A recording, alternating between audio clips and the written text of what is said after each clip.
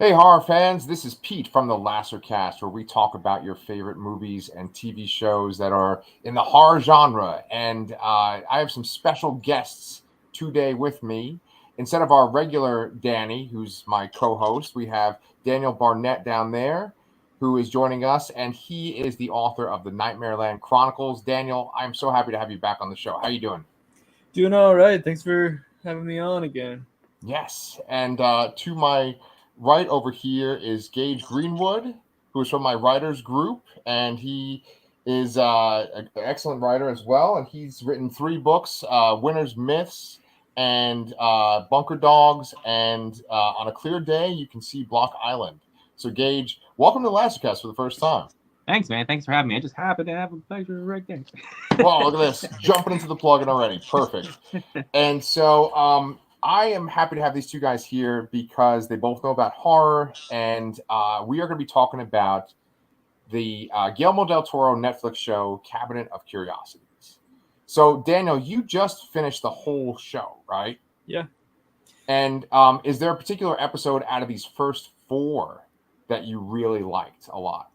Honestly, I really liked episodes 2 through 4. Quite a lot. Probably would give the nod to episode 3 and/or 4 for my in terms of my favorites. The first four. The first one was okay too. But it's kind of sits middle of the pack for me in terms of all 8 of them. Mm-hmm. Yeah. So, when it comes to shows like this, right? Because this is sort of like the Twilight Zone Yeah. or like Tales from the Crypt. Is there something that you're looking for in a show like this? Like, what makes a show like this sort of better than others that are similar to it? Well, it depends. I think this one got some really strong source material to play with. A lot of really like classics from the genre. Although, ironically, some of my least favorites were. Well, anyway, I wasn't a big fan of like episode 6, but because they changed the tone. But that's another issue. We're talking episodes 1 through 4. In any Yeah, case, yeah, yeah, they just like there's a production value, a directorial value. There's the extent to which the stories explore the weird and the macabre, um, and then there's like the kind of the ingenuity of the idea, or the lack thereof. And I think this show, this anthology series, struck a and maintained a pretty high bar of quality with just like one or two little like slips, all in all, which is far better than a lot of these shows do, at least of late. yeah. I completely agree. Like Gage, are you a fan of Guillermo del Toro? Yes, yeah, a lot. Like which of his works are you, the biggest fan of? Pan's Labyrinth is one of my favorite movies. I Right. absolutely love Pan's Labyrinth. And I think for me to answer your question on the first four, mine was definitely the fourth one. The Outside, was that the name of it? Yeah. Yeah. And what I liked about that, despite the fact that I love Del Toro, Devil's Backbone, and so much of his work, what I liked the most about 4 was that even though every episode had its own director, the first 3 felt like Del Toro works. They had that, and that probably because the source material is very gothic in style, and you sort of, you see that in a lot of Del Toro's work. Whereas The Outside kind of like tonally just completely changed, and it was brighter, and it was, you know, 80s and beauty products and stuff. So it just was such a like shift that it really kind of like shook me a little bit after watching the first 3. I completely agree. I think that one of the best things about Guillermo del Toro is that he just loves so many different things and so many different genres. And it's really an eclectic group of Yeah. creators that he's brought to this show. And Daniel, you were talking about like the production level and the quality level of like the directing. And I mean, Yeah. he has some really talented people behind the cameras Oh here. yeah. Like Gage, you were saying that fourth episode, The Outside, was your favorite, and that it was like tonally different. And the director of that, I'm just looking up her name real quick, but she directed that movie, A Girl Walks at Home Alone, right? Or Oh, at nice. Home Alone at Night. I'm fucking up the name. What is it called? Yeah, that's the name. I haven't seen it, but that is the name. I Yeah, do believe. like for example, like for that the episode The Outside, right? The director's Lily Amirpour, and she did A Girl Walks Home Alone at Night, and she did The Bad Batch, which was that movie with like Jason Momoa. Did you guys see that one? I made about halfway through and then kind of wandered away from that one, but yeah, no, I mean, I loved The Outside. I thought it was fantastic. Like, and I think one of the things that really worked with The Outside too was that both of the characters were really fundamentally likable and kind of quirky. And of course, they do the whole, tragic flaw kind of thing, and the pursuit of beauty over, individuality, and those who love you versus for who you are versus for who they think you should be and everything. But it was just, I mean, it worked like on a lot of different levels. It had a lot of like fun flourish, like the final closing shot of The Outside. Yes. With just was, I mean, it was, it just had so much character. The use of music, the little Dan Stevens continuing cameo. I mean, more than a cameo, I guess, but like it had so much personality, I guess. That's why it's definitely one of my favorites of the show. Like top 3 out of all 8 for sure. Yeah, I would say. Why don't we go through each one of the 4 then, just like one at a time, and just kind of talk about what we liked, what we didn't like, and also if you guys want to bring anything about the people behind the camera or even the actors too, I'd love to hear what you have to say, because Daniel, you mentioned before that there was a lot of great source material that they drew from to make these episodes, and I'm actually not familiar with the majority of these stories.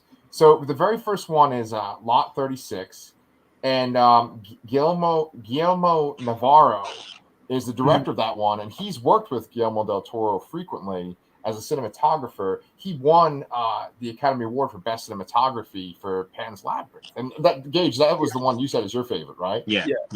Yeah. So, Gage, what did you think about this first episode and just the way it looked? So, yeah, definitely this one was the most Guillermo del Toro. In fact, I looked up, it was Guillermo, what's his last name? Navarro.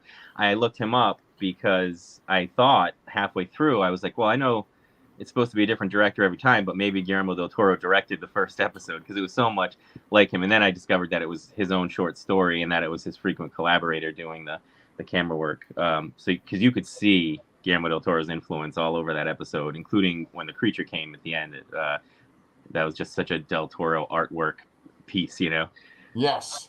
It's funny because, that monster absolutely looked like it was from one of his movies. Like, everyone always associates him with Lovecraft, right? Because he was supposed to direct In the Mouth of Madness, and then he never did, right? And, there's such a big Lovecraft influence on Hellboy. And Hellboy was such a big... he was always associated with Hellboy in those 2 movies, because that's, his babies, right? But I felt like that creature at the end with all the tentacles, that was very Lovecraftian. Yeah, right? Definitely. Yeah. And by the way, spoilers, if you guys have not seen any of these episodes, we're just going to spoil the shit out of all of them. It was written by Regina Corrado, and she's a TV writer. She's wrote for Deadwood, and she's worked on Sons of Anarchy. I actually kind of felt like that made sense because the dialogue I felt was pretty harsh. What'd you guys think? I thought so I think the first episode of the first 4 is the weakest of the first 4 overall. It doesn't really have much teeth until the final 10 minutes or so. Yeah. And I read a review that I'm not sure I 100% agree with, but they characterized the main, this review's opinion said that the main character of the first episode was pointlessly racist. Mm-hmm. And I'm not quite sure I agree with that, but I do think there is something to be said for the decision to build a story, like a 50-minute, 55-minute story around a character that you largely don't sympathize with, and really kind of like make that like clear to the reader, like this guy's an asshole, we're rooting against him, and he's also kind of dumb and makes bad decisions. And I do wonder if this story would have been better served if he had been a little bit more likable, like a little bit more of a gray area there, because there was the potential for that, like with him having kind of been used and thrown away by, you know, the country and stuff like that, without going so far as to say, and also he's a racist, and also he's like a Rush Limbaugh guy, like, you know, sort of thing. And I mean, I think ultimately it's like it's like a 15 minute, like a good 15 minutes at the end, where it felt like they sort of were trying to like fill out the space to get to the end, maybe a little bit. I don't really know for sure, but you know, when you have like the recipe of like a character you don't like and no characters really surrounding that person to like, and a plot that really is just it's not like a slow burn or a build or a slow burn or a slow build or anything. It's just a story that like once the thing happens, it happens. Right. And you're just kind of waiting for it to happen. I think that like it had just a couple ingredients missing for it to be truly memorable, but like it had a great final 15 minutes, you know, like that's kind of my take. No, that's a strong take. I totally understand what you're saying. I think he had like one redeemable line. You know, that Tim, Yeah. the character's name is Nick, and he's played by Tim Blake Nelson. He has that line where his friend, who's African American, is kind of talking about him being racist. Yeah. And he says something about like being on the front lines or something about soldiers. And Tim Blake Nelson says, in the army or over there, all of us were green, as opposed to like it didn't matter what your skin color was. And I really like that moment, and he showed some vulnerability there, but otherwise he was a pretty big asshole. And you're just basically waiting for him to get his comeuppance. Gage, did you like anything about like the majority of the episode besides the ending?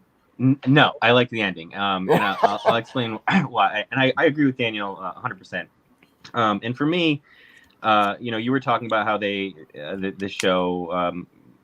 The classic anthology shows that come from it, and Tales from the Dark Side, Tales from the Crypt, all those. And then you could go back to like the comic books, the horror comic books of the 50s, which, you know, a lot of those shows lend from. And then even like the old Gothic short stories and Poe and all those people, where you have those stories where there's the bad guy that you're following and you're just waiting for him to get his comeuppance. And that, I think you see that again in episode 2.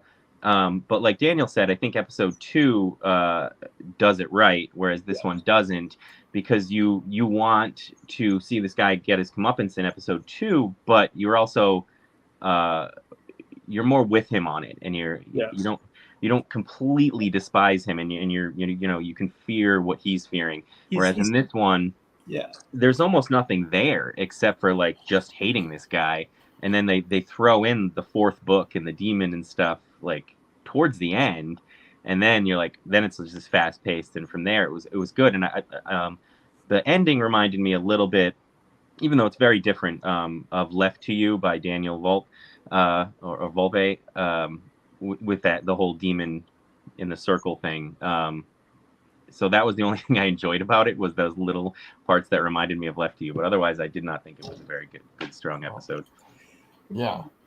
Were you gonna say something, Daniel? Yeah, just that. I agree with that point completely. The second, it's a good juxtaposition between the first and the second, because with the second story, the guy sucks, but he's sort of like pitiable enough for you to sort of like kind of root for him, like he's and also like he's kind of getting you know, it's a comedy of misfortune with the second one, where, you know, it's not just sort of like waiting for the big moment at the end. It's just like, you know, you get it's narratively more interesting because the plot gets juicy, you know, like 10 minutes in, and you know, even before that, it has the sense of like, well, if he's not going to be exactly 100% likable, he's going to be kind of charming and funny in sort of a slimy way,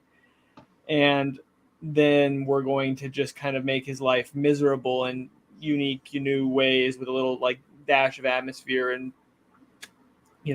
like weirdness going on. It's a very weird fiction kind of story, and yeah, so I had a lot of fun with the second one. Yeah. Well, that's Graveyard Rats, and I'm wondering if you guys dug the second one so much because the main guy Mason, he's played by David Hewlett. And have any of you guys watched Stargate Atlantis by any chance? I haven't. No. Okay, that's kind of the reaction I thought I was going to get. But like, he plays this character Rodney on there, who's like the science guy, the tech guy, right? And he's just this like over the top character, and he was a standout for that show. For a show that's sort of like generic and disposable, he stood out. And Jason Momoa was also on that show too. Like it was like when he first started out. But I keep mentioning Jason Momoa tonight for some reason. Yeah. But I too liked it, but I think it was mainly because of his performance. Yeah. Like his bulging eyes and his over the top. Just like sort of like, his dialogue was like taken from like the time period. It was very like alliterative or whatever. But that episode was directed by Vincenzo Natali, who he directed Splice and Cube, and I believe that David Hewlett is from Cube as well. But I don't know if you guys have seen Splice, but I love that movie. Yeah, Splice is crazy. Yeah. So I mean, there's practical effects in this episode too. That giant rat mother is like a big fucking puppet. Yeah. And then there's this like zombie that's at the end too. And I felt like the first episode and the second episode were very similar in the case of you have two characters essentially that are like possibly going to die because they need money. Unless they get the money they need, they're going to die. And so they go and do these extreme things, and they sort of uncover these like hidden treasures, but the treasures also have these nasty consequences. So I think that they're both very similar. But the second one, I think it just was mostly because of his performance. What else you guys got about episode 2? I thought it captured the claustrophobic feeling very well. And I think what Danny was saying earlier is good too, where it's very it's comedic, but sort of horrifying at the same time. And having the giant rat mother and the zombie was just so weird and fun and unexpected, but expected. Like you knew where the story was going the whole time, but it was never like quite where you had landed it in your mind, unless you've read the short story, I guess. But I hadn't. So it kept me on edge in terms of with these anthology shows, like I was saying with the first one, it follows those tropes so perfectly that you're not surprised by any of it. But with this one, even though I knew where it was going, it was always just a little bit surprising. Yeah. Henry Kuttner is the author of the short story. Have you guys read any of his work? Or I'm not sure. The standout names in terms of the stories are Pickman's Model, episode 5, and Dreams in the Witch House, episode 6. Lovecraft. Yeah, although they bungled Dreams in the Witch House. I'm gonna go ahead and just say that right now. But that said, I have the Autopsy feels familiar to me. Like I might have read the Autopsy somewhere. It might have been one of those like classic horror fiction collections that I read 10 years ago. I'm not sure about the Graveyard Rats one. All I know is like had the right mix of kind of like adventure and misfortune, and like Pete, you talked about his performance and like that monologue he gives at the beginning to the guy about the rats. It's fantastic. I was sold from that moment on because I was like, this guy is he's like magnetic, like in that kind of slimy sort of way. Like it's just it was good fun all the way around, I thought. Yeah, and the supporting characters in both of these episodes are good too. Like they're both alumni of the show Supernatural too. Like the character of Roland, who's the one that knows about the mythology of those books in the first episode. He's played by Sebastian Roche, who's like one of the angels from Supernatural. Forgot And about then that. in the second episode, the guy that is the mortician that talks to Mason, he played Death on Supernatural, and he's in that movie Right. too. Julian Richings, he's in that movie. Anything for what the fuck is that? God damn it! You know that movie that's on Shudder? It's called Anything for like Anything for Johnson. Jackson. Jackson, yeah. I That's just right. love him. Yeah, he's great. Yeah. Just like, yeah, it was a winner. I mean, I think like kind of like it's on the upper side of the 8 for me for sure. Yeah, there's a couple real standouts, but this one was just like solid entry, no regrets. It was a good one. Yeah. And the ending with his when they open the casket and his body's just like moving. Yeah. That was so great. We're like halfway through and we haven't talked about the mechanic of the show itself, the Cabinet of Curiosities. And Guillermo has a book that's called Cabinet of Curiosities, and it's essentially like a guide to his own house. And his house kind of looks like this cabinet. That's the main piece of this show. And I really like the opening credits where you kind of go through it, almost like Game of Thrones style. Yeah. And then when he comes out, he's like Rod Serling. He does his little introduction, and then he opens up the cabinet. But what I really, really like is that he takes out one piece that's relevant to the story, and he takes out another figurine that is like the figurine of the director of the episode. And that puts a real emphasis on the director. I really like that touch, With that being said, for episode 3, this one's actually my favorite episode out of all 4. For me, there's a truly scary moment in episode 3. And I've been watching a lot of horror because of this channel, but there was one moment in this episode that like really got me and freaked me out. Do you guys remember in the bar when the one miner goes up to the guy who has the alien inside of him, and the guy who has the alien basically says, like, "You're going to come with me. You're going to throw your drink." That was really fucking scary for me. What'd you guys think? You want to go ahead and jump on?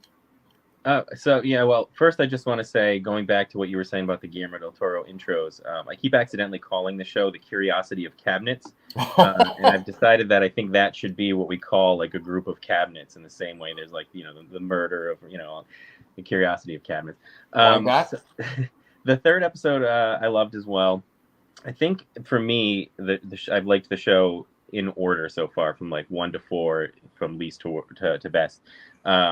So you have a couple of common tropes in there.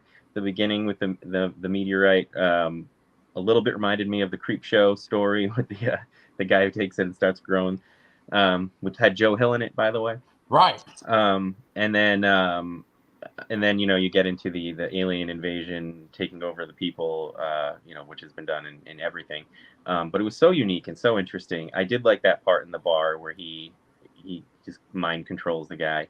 But the last like 15 minutes of this one was just like exceptional. And I've said that I like the 4th episode the best, but that last 15 minutes of episode 3 may have been my favorite part of all of them. Because it was just like this little cat and mouse game you didn't know was happening almost, Yeah. So good. Yeah, I think like I posted on Twitter that with the first 4, it was one of those, every episode was at least as good as the episode before. And I use those words particularly because I don't really have a clear winner between 3 and 4. They're both just like mood dependent. Episode 3, the autopsy, has a great turn in the middle of it. If there's, even that like stretch of like kind of exposition monologuing that comes from the visitor works because it's so weird and so enmeshed in the helplessness of the main character at that time, and like the kind of growing cat and mouse element going on. It has just like it's just all interesting, right? So it's like even if it's sort of exposition-y, it's like you're sold because he's like, it's a unique take on an idea and you want to know more about it. And then it has like the right touch of just like classic narrative strength in terms of like the way the plot wraps up with the hubris of the visitor, and just the main character having just enough wits just outsmart them in this one blind spot that they have, but also having to make like an incredibly horrifying like self body mutilation sacrifice to pull it off. Like it's visually horrifying. It's awful. And like it's also satisfying. It's really good. It's weird. It's good. It's just a good. Yeah, when he went with the ear, I was like, well, that's the end of that. And then nope, wasn't the end of that at all. Yeah. I think that one of the genres that scares me the most is when an alien creature inhabits someone and just essentially removes their personality, and then they're just wearing their skin. And I think that the actor that played the visitor, I think his name is Luke Roberts. I think he did a fantastic job. You have F. Murray Abraham as the main character doing the autopsy. I mean, can he do it much better than F. Murray Abraham? And, he often plays a villain. And at one point, he's at his most vulnerable. He stabbed himself in the eye. He stabbed himself in the ear, right? He's just on a slab. And he has this sinister tone when the alien is inside of him, trapped with him. Yeah. And I just love that so much. He has his victory, even though he's completely hobbled himself and has no power whatsoever. I love it. So that line about the plumbing is a. Oh yeah. Yeah. The leak. The whole retail, the real estate conversation. It was so great. It was. Yeah. Right. It was solid. This one felt like I had. Like I might have read this story at some point. I don't know, but it worked. It was just episode 2 and 3 were like so familiar to me that I feel like I might have read them at some point, but I also didn't know where they were going. So if I did read them, I don't remember it enough. But once they were over, I was like, man, that I feel like I've heard this before. The ending to this episode 3 reminded me a little bit of the movie Fallen with Denzel Washington. Have you seen that? Yeah. Where he's got the demon in him at the end, and he's isolated himself, and he poisons himself with a cigarette, and he runs outside. And but I was thinking the whole time, this guy's like, mutilating himself to end this streak for the alien. Is he gonna find that cat at the end, or in this case, it would have been the cop coming in time? Yeah. I was getting worried there too. I'm really glad that he was able to save the cop. Yeah. To me, it was the scariest one. The next episode is this fun, quirky, colorful episode. We've already kind of talked about how much we like it visually. It's called The Outside, and it's actually based on a webcomic by Emily Carroll. And I'm not familiar with her stuff at all. Are either of you guys familiar with her work? No. Okay. No. Yeah. It was directed by Lily Amirpour, like I said, or Amirpour, and Stacy's played by Kate Micucci, who was part of a group called Garfunkel and Oates. I just love that title. That's freaking awesome. She was on Scrubs, The Big Bang Theory, but I don't think I've seen her before this. Oh, she was on really? Scrubs, huh? Yeah. Yeah, she was the. I think she like dated the janitor. She was like, she did like acapella and stuff. And yeah, she seems so familiar to me. I was like, why do I like her so much? Like, like I like her a lot. And that was I gotta say, like, about her performance, she did an incredible job of being quirky, but not like too quirky, and then being vulnerable, but not too vulnerable, and then finally, like, as the weird supernatural stuff is happening to her, she's like the right amount of disbelief, but also kind of like, I'm listening. That was just like everything felt really believable. Like, this is how you would be if the TV started talking to you at that weird hour in the middle of the night, and you're like, okay, what the fuck's going on? But okay, what? I'm gonna buy in a little bit, like just because I'm curious, but then eventually, like obviously, it gets a little bit worse and a little bit worse and stuff. But she really just held it together, and I think her, her husband, there's like that touch of like Fargo-ness to it, like the Fargo kind of characters. The Right. scene when he gets the hammer or the knife in the forehead Yeah. was so sad and funny at this. Like, I mean, it was horrifying because he's like not even mad at her. He's just like, oh, I think it's pretty bad. I think I need a towel. And then the fact that when she's hitting him with the axe and he's just like, something fell on me, huh? Like something fell on me. And it's like, it's so brutal, but it's so much better than like the baseline of what that could have been in terms of like the traditional she goes crazy, murders him. Like they still maintain so much of like personality and just in every moment in this one. I really loved this one from start to finish. Yeah, I loved that whole murder scene because as we were like saying with the earlier ones where you're seeing like these bad guys get their comeuppance, he like wasn't a bad guy, but he was maybe a little bit like aloof and thinking that like his just kind words to her was going to be enough to fix what was severe maybe depression or whatever, and he was kind of just thinking that his words would be the magic that she needed. And I loved that, like, as the whole scene is happening, even after she stabbed him in the forehead, he's never like lost trust in her, and he thinks she's just gonna go get him the towel to clean up the blood. And then even when she gives him that first shot in the back, he's just like, something fell on me. It was so brilliant, and then she's the same way too. Like she's murdering him, but you could tell she still kind of loves him, and then gives him the same treatment she does with all the animals. Yeah, Martin Starr, he's just like, he's a fun guy, whether he's in like the new Spider-Man movies or when he was in Freaks and Geeks or Knocked Up. I just think he's just great, especially when he does this sort of deadpan thing that he does in this role. It also had Dan Stevens too, which I think he's like this charming guy. Yeah. He plays that infomercial guy who's always saying "Hello, glow," and he has this weird accent. Yeah. This episode, it kind of reminded me of like maybe something by John Waters or like a weird kind of 80s horror comedy. That's the vibe that I got from this. And like a serial mom kind of. Right. Something like that.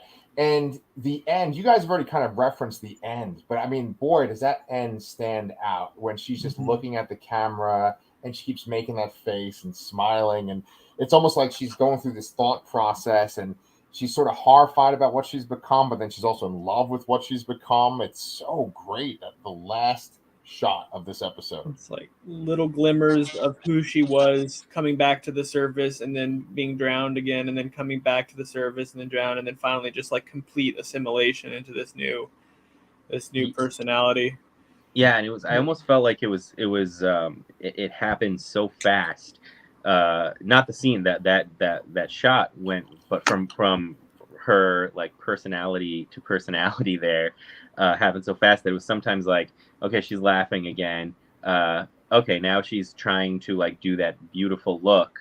Oh no, that's like a horrified face. That's like a I'm in prison face, and back to laughing was just that gave me shivers. That may have been my favorite scene in all 4 episodes, just the way that ended. And it was so perfect that was how it ended too. Like it was haunting. So good.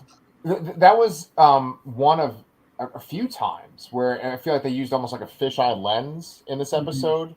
When she'd be talking to the other women, like I think we should talk about the other women in the episode as well that work with her in this bank, because when you go to make a character that's unlikable, which we've seen in the majority of these episodes, there's sort of this fine line as to like where they're believable or not believable. And Daniel, you've kind of talked about this a bit tonight already. But what I thought was very interesting about those women was they kept talking about sexual things. They kept talking about like penises, like flaccid penises and things like that. And I think that the cliche would be that they are talking about money, because obviously they seem to be obsessed with money, and that, you know, Yeah. some of them are very rich, but they just kept talking about sexual things. Like everything was very superficial and physical. And so it makes sense that like the most important thing for her was to change how she looked using this weird cream. Yeah. Well, I thought like functionally, you build like this story is narratively built around two essentially likable characters. And so there's a show of contrast and an awareness there when you're getting to these other characters. Plus, it's kind of like satirical. You know, I mean, there's that like really excellent line Dan Stevens has where he's like, underneath everything else, underneath like every hope and dream, all we really want is to be good looking. You know, like, you know, and like it all tonally played like at the end of the day. So yeah, these other women were kind of insufferable, but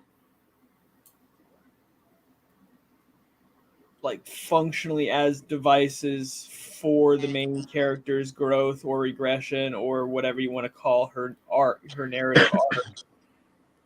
They were exactly what they needed to be.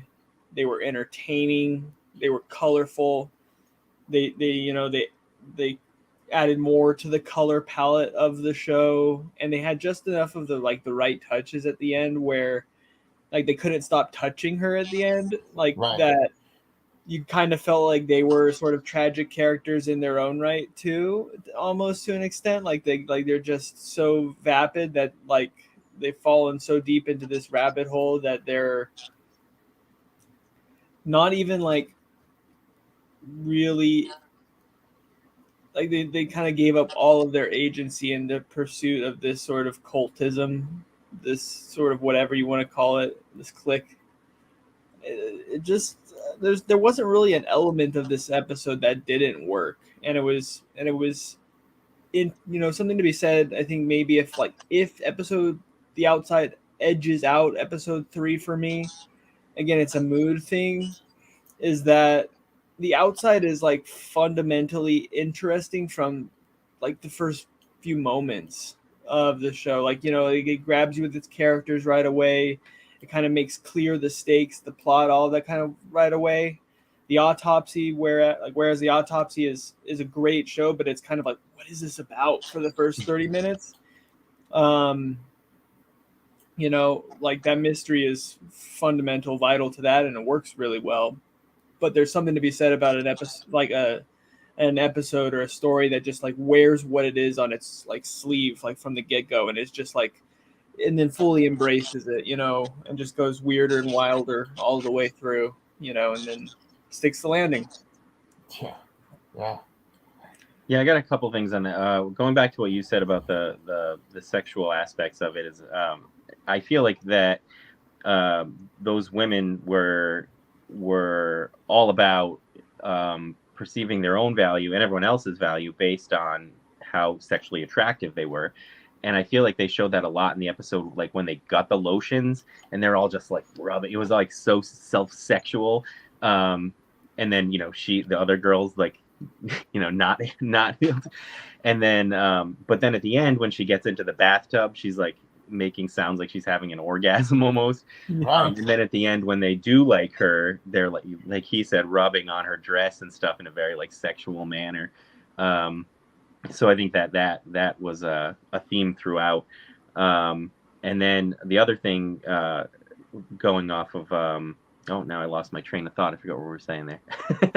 Well, you definitely said sexual a lot, you know. Yes, there was that. But you know, and then for the women, what I liked about them is they were so obnoxious and easy to hate, but then they didn't go the route of making them the worst. You know what I mean? Like they could have been horrible to her, and they were like, but like in a friendly way. You know, like they invited her to the party, and then when she got the rash and stuff and was apologizing to him, they were like, oh no, it's fine. Like they were in their own way trying to be nice to her, but they were just horrible people.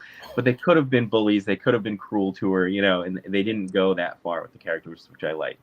Yeah, they towed that line really where nothing pointlessly veered over into like unpleasantness. like, they're insincere, when they're like, oh, just, go home, it's so cold, go home. Yeah. Like, but they're kind of pitiable in their own way too. They're sort of victims of this culture that they've given themselves to. And I mean, you don't like them, but they're not they don't make the viewing unpleasant. You know what I mean? Like, they're fun. I think the cliche thing would have been that they would have like ridiculed her at the party, like when she took out the taxidermy, like a Carrie kind of moment. Like, it would be like a setup to, like, haze her in some way, teach her a lesson in some way. And no, yeah, they were just like, okay, right. Because, like, if they had gone that Carrie route, then she would have got the lotion, and almost like to spite them, she would have kept putting the lotion on. Whereas, like, she wanted to be accepted by them. One of the things I also wanted to bring up too was the sort of the creature that was made out of the lotion, which I thought that was a great visual in itself. All the bottles of lotion opening up and then like, spilling out. I thought that was great. But then the creature itself was like this mud creature that eventually, she bonded with and then got consumed by in the bathtub. But it really reminded me of Annihilation. At the end of Annihilation? Right? I love Annihilation. I particularly love that end sequence when Natalie Portman is like mirrored by that creature. And I felt like that was what this had as well. Yeah, that I knew it was familiar with something, and it was like on the tip of my tongue the whole time, but it was totally Annihilation, that weird like mirror dance scene where they're like, totally. It's very much that. Yeah. And again, with practical effects too. Right. Like, she really was like covered in goop, walking around doing a little hip sashay kind of thing with that music in the background. It wasn't like, everything just felt like everybody is like, it felt like they were having fun, with all of it, and you could just feel that. Yeah. I mean, tonight, like, talking about this with you guys, honestly, I kind of feel like your input has sort of like elevated the Lastercast a bit. I think you guys have made some really excellent points. Daniel, you made some really excellent points the last time you were on when we talked about Hellraiser, the reboot, and also Halloween Ends. I was thinking, because, like, we usually do this for about an hour. Daniel, you didn't really get a chance to plug your work last time. Could you kind of tell our viewers about the Nightmareland Chronicles and just kind of where they can find your stuff? Sure, yeah. Nightmareland Chronicles is an ongoing adventure horror serialized epic following one man's journey to reach his estranged daughter in a world claimed by eternal night. It is currently 6 volumes long of varying lengths, but you get kind of the first half essentially is done, like the first really big arc. Like, there's a lot of story there that's out. That's good stopping point before the next. Well, let me put it this way. My agent coined this term, Carmen Wells. She's lovely. We have like the first season, so to speak, in book form anyway, out, and season 2, I'm working on. But that's been the thing that's consumed me for the last 5 years or so. I've got some standalones otherwise, but my world is very much the Nightmareland Chronicles right now, so and will be for a while. Yeah. And then if people are looking for you on Twitter or social media in general, where can they find you? Yeah, Twitter, my handle is DBH Fiction. So my initials plus H for horror fiction. And I'm on Goodreads, on Instagram sometimes. But Twitter is kind of the mainstay for me. Yeah. Ditto. It's interesting that you said it's like the first season of your arc, because Gage, when I was talking about your work before, I said you had multiple books, but Gage, his work has come out in the Kindle Vella, and so your main book is Winter's Myths, but then everything is a Kindle Vella story, though, right? Yeah, so I publish everything first on Kindle Vella in a serial format, and then I transfer it to book form when I complete each. I also use the term seasons. So like the book the Winter's Myths that's out now is season 1. Season 2 is on its way out. It's in the editing process right now. And then Bunker Dogs and On a Clear Day are both standalones, but I just published them serially first. But Winter's Myths is going to be my long running one. Maybe one day I'll catch up to Daniel, but that's a long way away. I want to read that. That sounds amazing. I want to. No, cheers. Thank you. Honestly, as soon as I get out of here, I'm probably going to go buy the first book. Oh yeah, I appreciate that. Yeah, man. You want to tell them what Winter's Myths is about? Yeah, please. So Winter's Myths is kind of a genre-bending story of a father and his 2 daughters who were raised underground by survivalists. They've never stepped foot on the surface of Earth until they have to. And when they do, they find out that Earth is largely abandoned. So as he tries to make his way through a largely abandoned Earth and keep his daughters alive, he just makes up these mythologies about us because like he doesn't know what a car is. He'd never seen the sun before. He finds a DVD box set of Kevin Bacon and assumes that guy must be a demigod. So he tells these crazy, weird fairy tales and myths to his daughters to make sense of our world. It's basically like the Greek mythology of us. And then that parallels those kind of wacky stories with his dark and harrowing and bleak journey, where they find out they're not as alone as they thought they were on Earth. Nice. That sounds awesome. Yeah. Well, gentlemen, probably the main reason why I have this channel is just to get a chance to talk to writers that I admire and just think are cool. And, Gage, you're in my writers group, and Daniel, I always see you on Twitter and stuff too. So my goal is to ultimately interview both of you individually about your works at some point. But if you guys want to come back, I'm sure Danny would be happy to talk about episodes 5 through 8 if you're interested too for Cabinet of Curiosities. Yeah, I would love that. Awesome, man. Yeah, Thank you so much. I'll be here if I can. Awesome. Well, thank you so much, guys, and I guess we'll see you next time then. All right. Yeah.